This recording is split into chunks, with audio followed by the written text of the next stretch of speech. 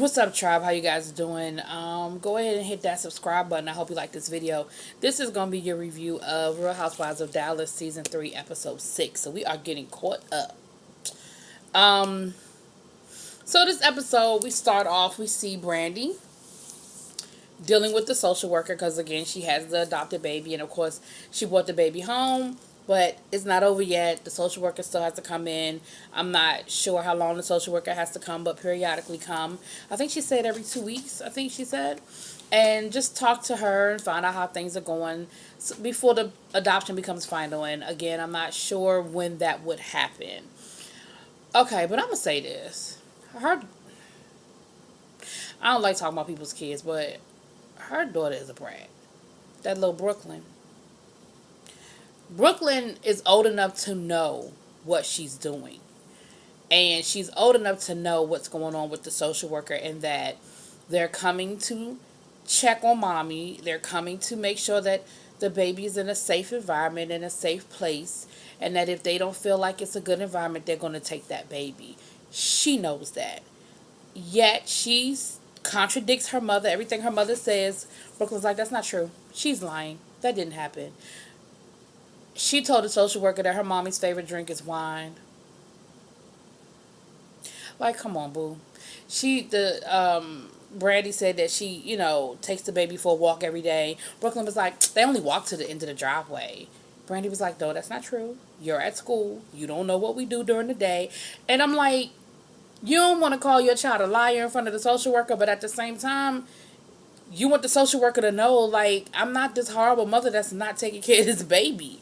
And I think she understands enough, but I don't think she understands really how serious the consequences could be with this little game she's playing.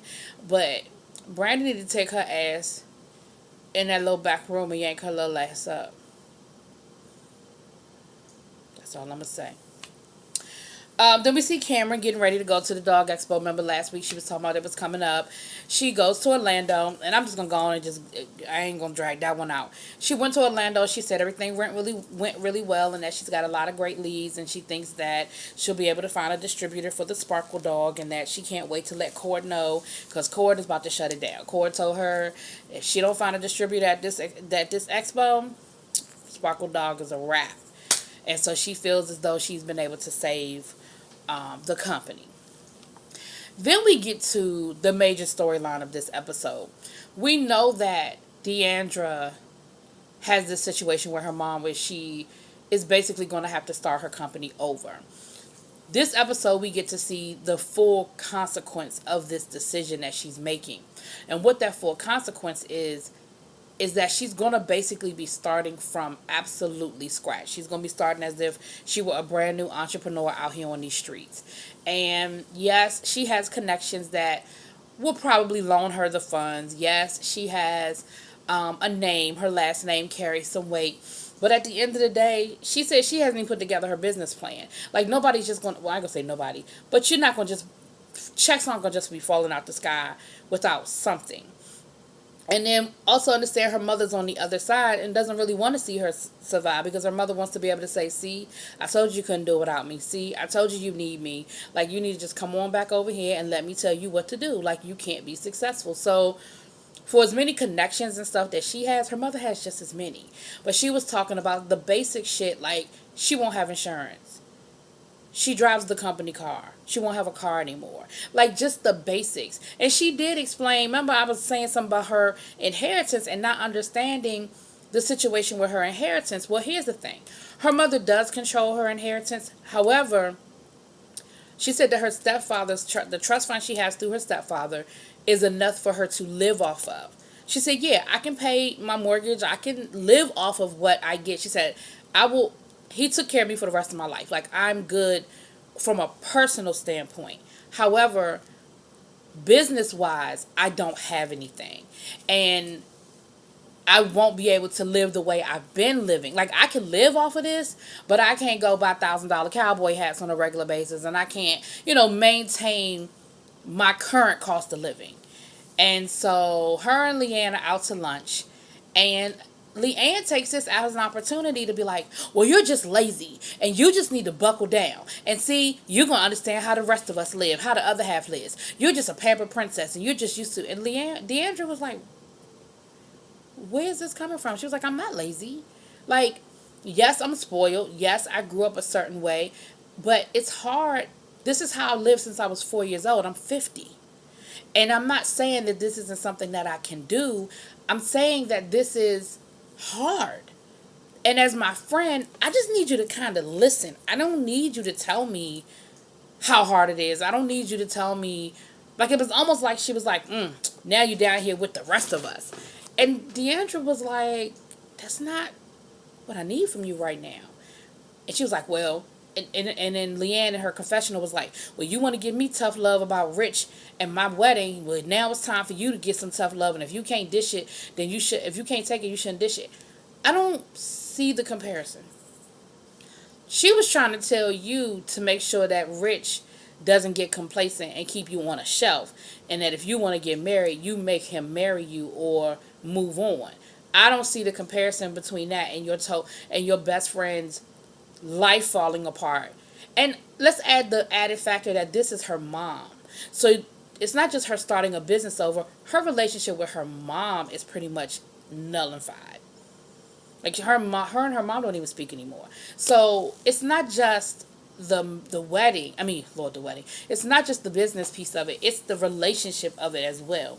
So, and then Deandra went to talk about how she's seen this happen in Dallas society, that as long as you can write the checks, as long as you can attend the galas, everything is cool. But the minute people think you having some financial problems or people think your money funny, then the phone stops ringing and the people that were your friends or the people that you thought were your friends are long gone. She said she saw what happened to a friend of hers, and she said one of her best friends, she lost her money, and slowly but surely everybody scattered. And she said, I was one of the only people that stuck with her, but I know that's what I'm going to get.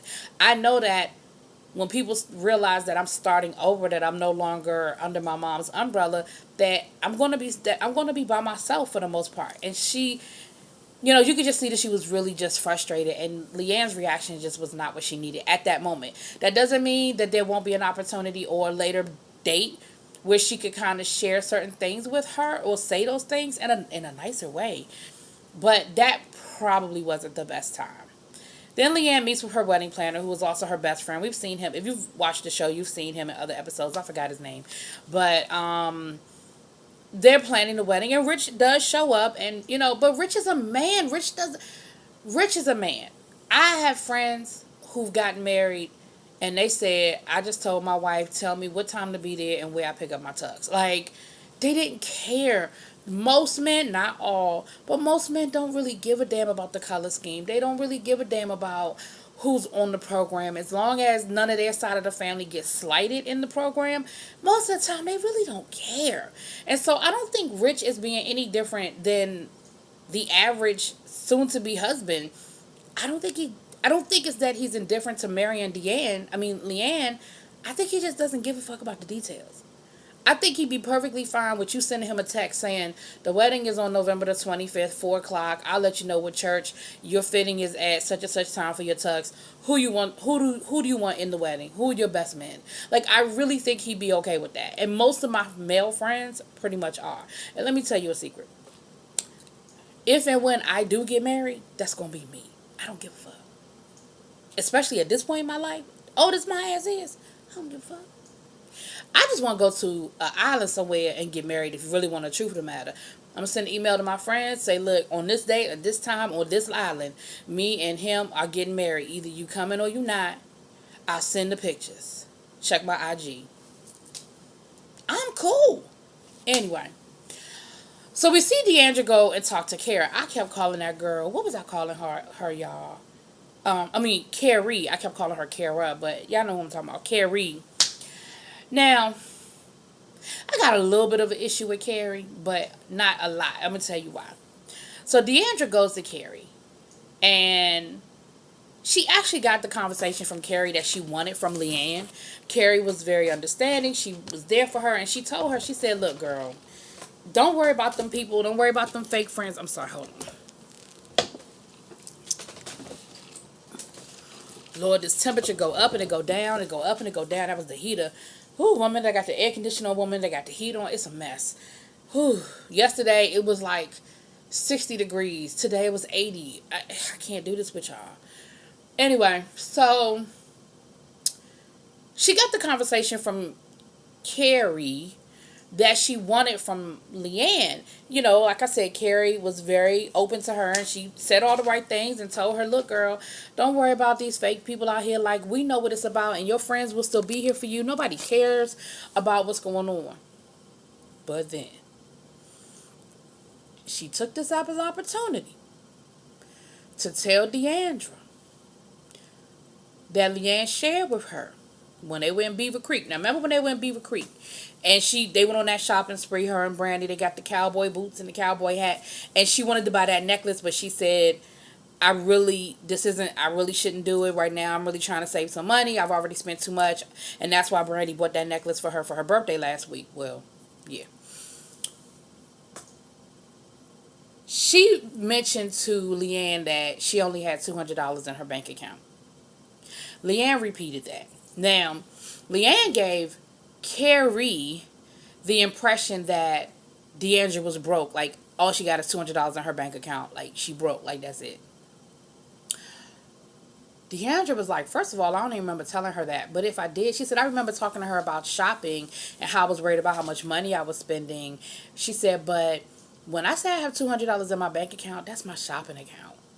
And she was like, I got 5 bank accounts. So I purposely move money around because I am trying to save money, and I am trying to not spend so much. She was like, but I use, like, so if I said it, that's how I said it, but I never said it like I'm broke. And so now Deandra, of course, is humiliated because the first thing that probably popped in her mind was, who the hell else is Leanne telling this to? Second thing that popped in her mind was probably,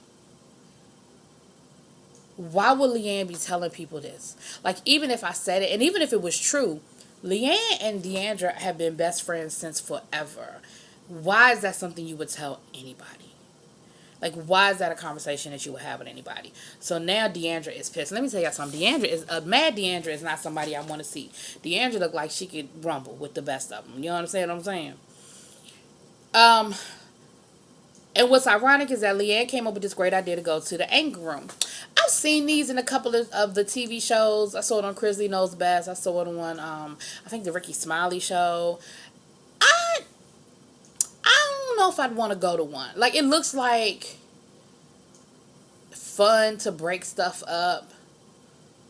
But I don't know. I haven't decided if that's something I think would be fun. But everybody that goes seems to get aggression out. They seem to feel like it's very lethargic or whatever. And so Leanne is playing, but here's the thing. Leanne's reasoning is, right now everybody's just getting along so well, and I think that's because we're just being phony. And I think this is an opportunity for us to just put it all on the table and smash it and leave it there. Bitch, if y'all all getting along, just be happy, because generally speaking, when y'all not getting along, it's because everybody mad at you. So you just need to enjoy the fact that everybody's getting along and that they ain't mad at you. That's how I feel about it. But okay, so we're gonna get to that in a minute. Something it wasn't a really major thing, but I think it was a great scene. So I should take that back. It was a major thing. Stephanie and her husband.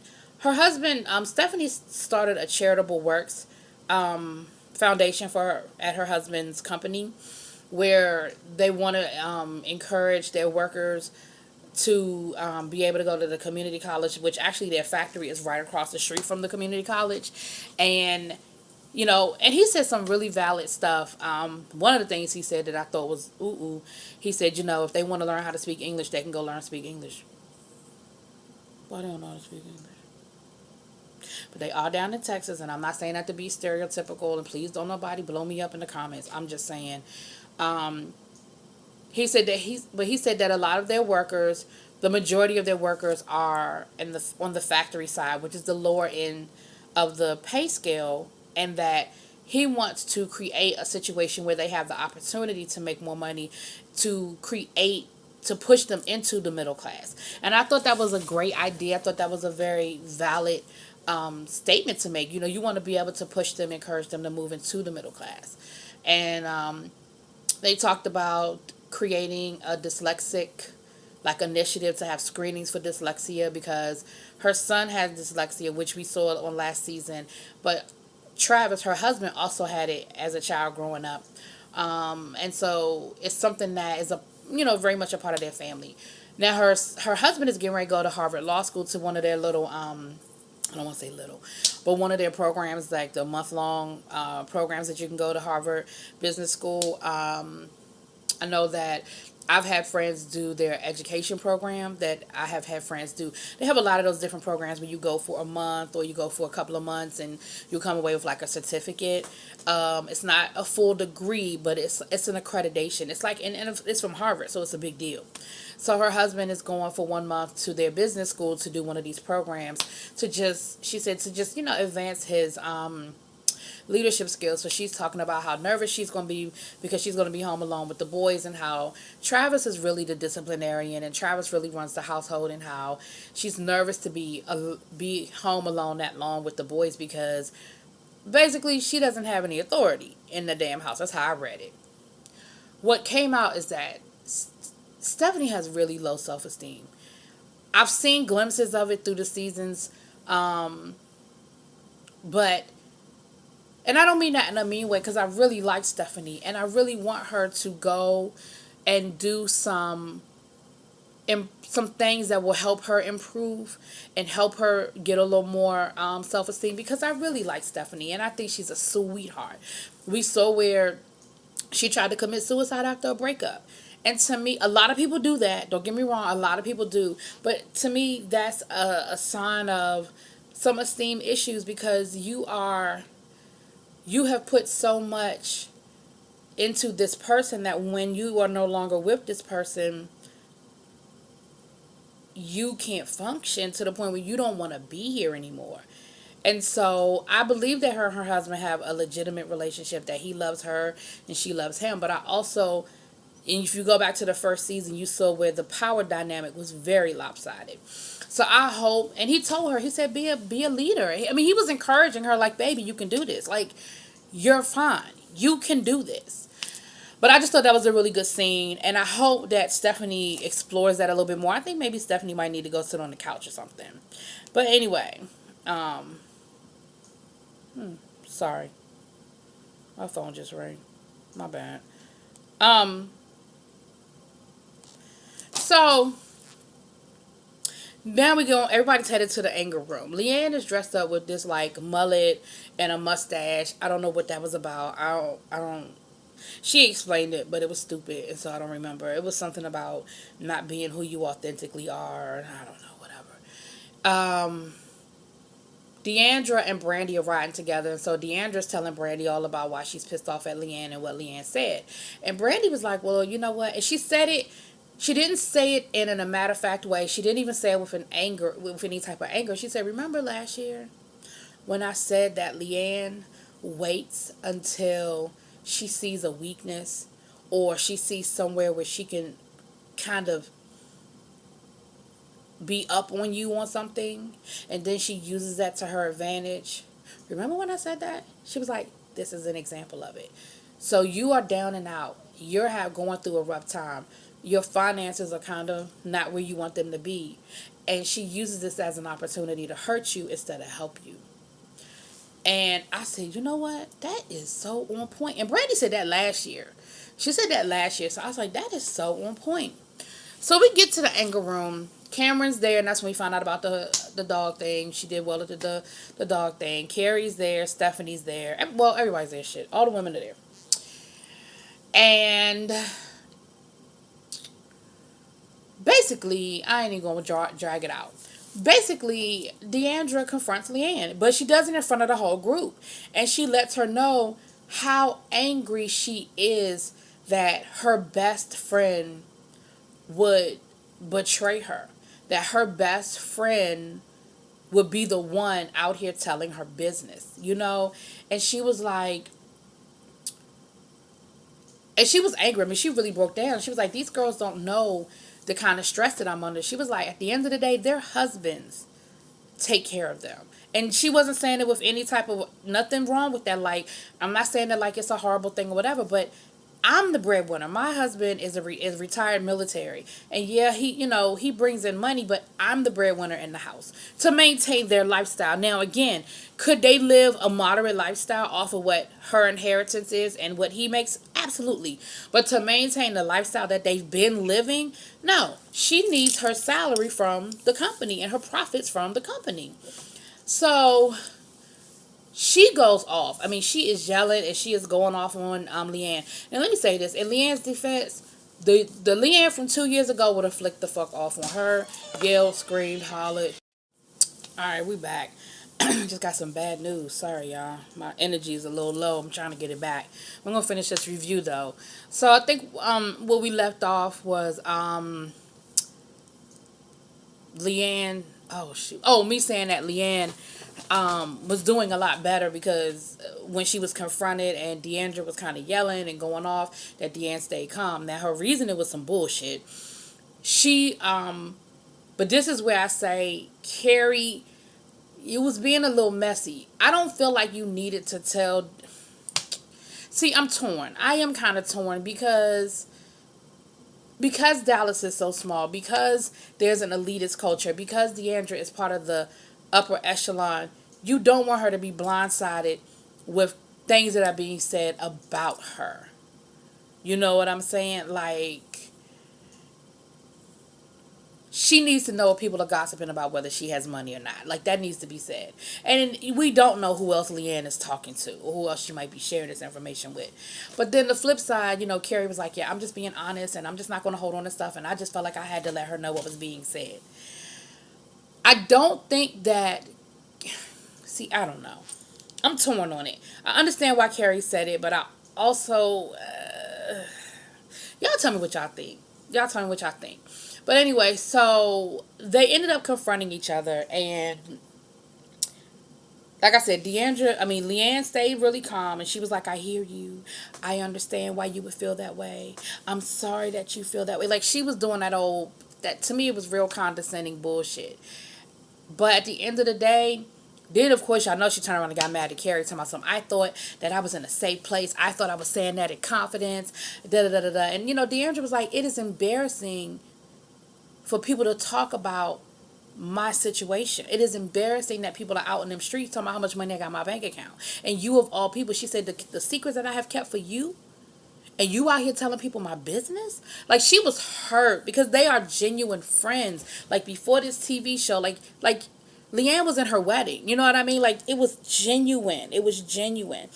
And she's just really, really hurt by it and blindsided by it. And so... But they went on into the anger room, and of course, Leanne was like, do you forgive me? I'm sorry. And Deandra was like, yeah, I forgive you, but I'm still pissed off. So I think this is going to be something that's going to linger. I don't think it's going to be gone, because that was deep. That's something that cuts deep. I mean, hell, I ain't rich, but if my friends was going around telling people what I had in my bank account, we're going to have a problem too. Then... And they did the little smash 'em up thing or whatever, and they wrote something on a plate, and they smashed up the plate, and it was cool, it's whatever. Then last but not least, then the whole thing about Brandy, and because Brandy said, well, since we here and we smashing up shit and we supposed to be dropping stuff and leaving it on the table, it was brought to me that Leanne, that you were worried about or concerned about Deandra becoming friends with me, that I was a bad influence. And Cameron chimed in and was like, well, I was a little worried about that too, because I mean, the way that Deandra was acting in Beaver Creek when she put the cup between her legs, I just didn't think that that's something that she would have done with that had you not been an influence. And Brandy was like, you know what, I'm done. And because this has been going on for 3 years. Brandy said, look, I'm a good mother and I'm a good person, but I like to have fun, and I have never pretended otherwise. She said, and so for y'all to think that every time somebody does something bad or does something a little ridiculous or out of the norm, that it's my influence, she said, I'm done. And at this point, I don't even know why we're friends. Because if I'm such a horrible person and I'm such a bad influence on everybody, why are we even friends? And Deandra said, you know what, I'm done with this conversation. And she walks off because she's pissed off, because I think she felt like, well, damn, they act like I'm a child and I can't make decisions for myself. Like, I'm so easily influenced that Brandy can, be my friend, and all of a sudden now I'm this crazy out of control person. So anyway, that was the episode, y'all. So we're gonna see where it picks up tomorrow. But we caught up. We are caught up I was gonna say business wise. That would be a nice show. Kind of like a Married to Medicine. Business wise. Might have to pitch that to Bravo. But this is the Real Housewives of Dallas. Peace.